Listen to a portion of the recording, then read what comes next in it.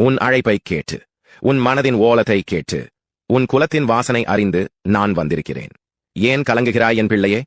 முகத்தில் வாட்டம், மனதில் அச்சம், ஏதோ பெரிய பாரத்தை சுமப்பது போல் துவண்டு போய் நிற்கிறாயே? நான் அறிய மாட்டேனா? உன் நிழலை பார்த்தே உன் தலைவிதியை கூறவல்லேன். என்னை மீறி உனக்கு ஒரு துயரம் வர முடியுமா? யார் நீ என்று நினைக்கிறாய்? நீ தனி மரம் அல்ல, நீ ஒரு பெரிய ஆலமரத்தின் விழுது. உன் வேர் எங்கே இருக்கிறது தெரியுமா? அது என் காலடியில் இருக்கிறது. உன் குலம் என்கிற அந்த மரத்திற்கு குலதெய்வங்களாகிய நாங்கள்தான் ஆணிவேர். குலதெய்வங்கள் எப்படி காக்கும் என்று உன் புத்தியில் ஒரு கேள்வி ஓடுகிறது. காது கொடுத்து கேள். நான் சொல்வதெல்லாம் வெறும் வார்த்தைகள் அல்ல, என் மூச்சுக்காற்றில் இருந்து வரும் சத்தியம். முதலில் ஒன்றை தெரிந்து கொள். நீ மட்டுமல்ல, உன் தந்தை, உன் பாட்டன், உன் முப்பாட்டன் என்று உன் வம்சத்தில் வந்த அத்தனை பேரும் என் பிள்ளைகள்தான். உன் முப்பாட்டன் ஒரு நாள் என் முன்னால் நின்று, சாமி, என் சந்ததியை கைவிட்டு விடாதே என்று கண்ணீரோடு என் கால்களை பற்றினான்.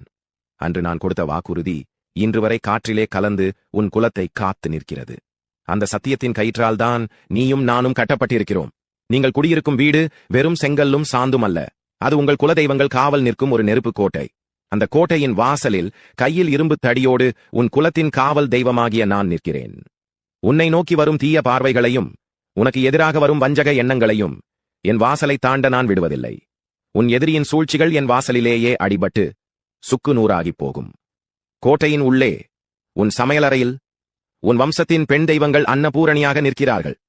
உன் வீட்டில் வறுமை வராமல், பசிப்பிணி அண்டாமல், உன் பிள்ளைகள் பட்டினி இல்லாமல் வாழ அவர்கள்தான் காரணம். அவர்கள் சமைக்கும் சோற்றில் அருளும் அன்பும் கலந்திருக்கிறது. உன் வீட்டின் கூரையாக உன் முன்னோர்கள் நின்று உங்களை கண்காணிக்கிறார்கள்.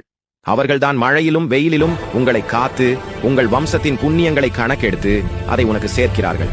நீ தொழில் செய்யும் இடத்தில், வணிகம் செய்யும் இடத்தில் உனக்கு முன்னால் சென்று அறத்தையும் நியாயத்தையும் நிலைநாட்டுவது நான்.